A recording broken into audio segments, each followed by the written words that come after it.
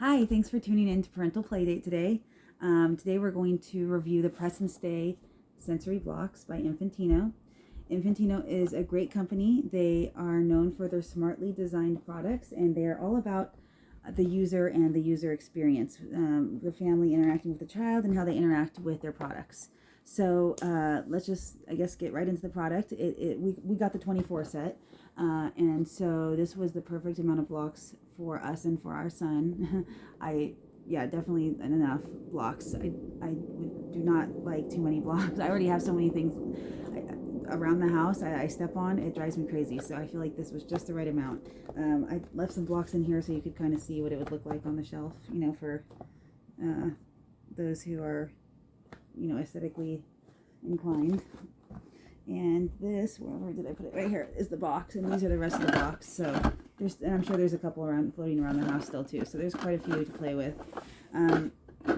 Basically, I think these are, a lot of the reviews and some of the different just YouTube clips I've seen talk about these blocks as being great for children who are on the autism spectrum. However, I really think that these blocks are great for any child.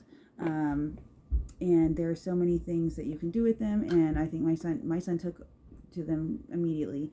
The bold colors are great. They're great just for seeing, and also for helping them learn their colors. And then also the texture, the little nubs here are great for feeling. I oftentimes just see my son just holding one in his hand, kind of just relaxing while he's watching TV, or sometimes he's just looking at the ceiling and playing with this. So yeah, I know he really likes that. And I think, and the other thing too, the sound. He likes making that sound and clapping them together.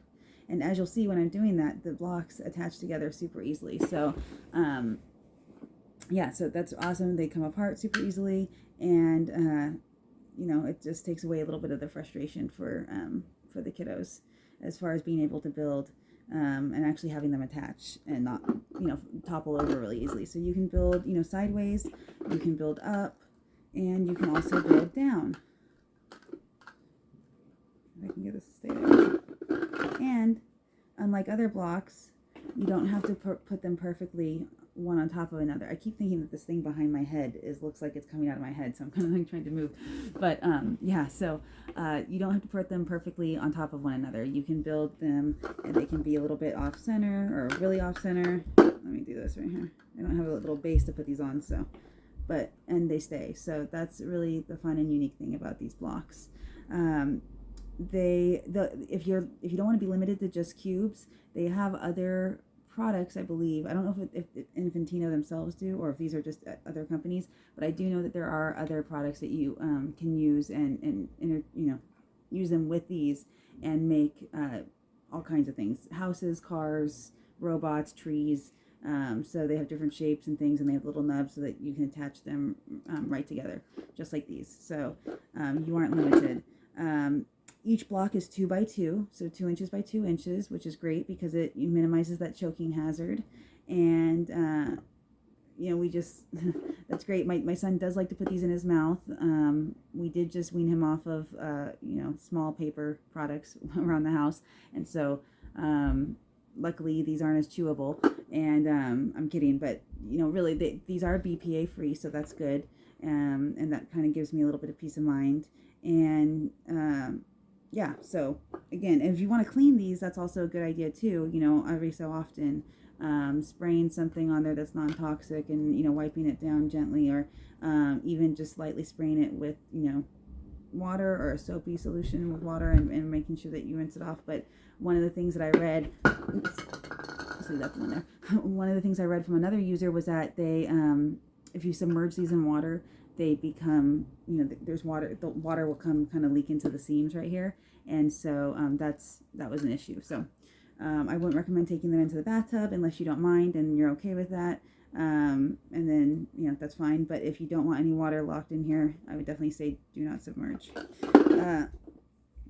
Another concern too is that sometimes on these little corners right here, I read a review from a parent that said some of the little corners were a little sharp, and I can definitely see what they're talking about. I don't have that wasn't my experience, but I can see how it might be for someone maybe.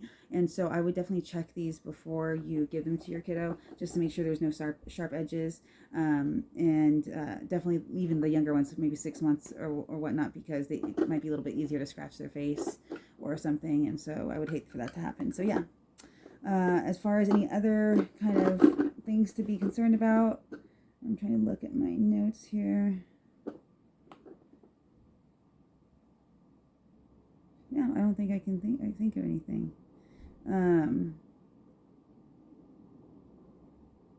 Yeah, I can't think of anything. I thought there was one more thing, but it's not coming to me. So, anyways, as far as the blocks go, these are great to actually learn about the colors. And also, I like to do patterns with my son. So, like blue, or I don't know, blue, green, blue, green, and kind of teach him about patterns that way. I think that this has helped him kind of build, I don't know, just kind of learn about the world around him and how things can connect. They're really easy to break apart. The sound that, he likes to do that a lot. And the one thing that I think has really made me, I guess, just a really big fan of these blocks is the confidence that it's built in him. It really has. It's like, it kind of sounds silly, but when he had his first set of blocks, they're just regular blocks. You have to set them one on top of another. And I never really saw him build anything. I don't think he knew what to do with them, even though we tried to show him. He would just have them kind of scattered around. And with these, this was the first time I ever saw him actually build something. And he built a tower. And of course, we praised him and cheered him on and said, "Oh, good job!" But he was so excited, and I really think it built his confidence. And I can see it when he's playing with these blocks. And I can see it kind of just in his eyes and in his determination, like he's going to build something and or has something in mind, and just whatever he makes is creative and fun. So yeah, so I really like these for that reason. I think that is all I have on these. I'm really interested if I have missed anything. So if you want to, the last thing was, if you are into upcycling or reducing waste, one of the things that you could do is these could be given to your pup when you're done, as long as they're not going to chew them and eat them. But yeah, you can always give them to the doggy to play with, or just recycle them and give them to Goodwill, or another organization. There's plenty of organizations, I think, also that could use children's toys too. So when you're done using them, pass them on, and or maybe find another fun kind of thing that you could use them for. Maybe make like a 3D picture frame with them or something, and maybe frame your child's art in it or something. I don't know, I just came up with that. But yeah, so I would love for you to subscribe to Parental Playdate or like our videos.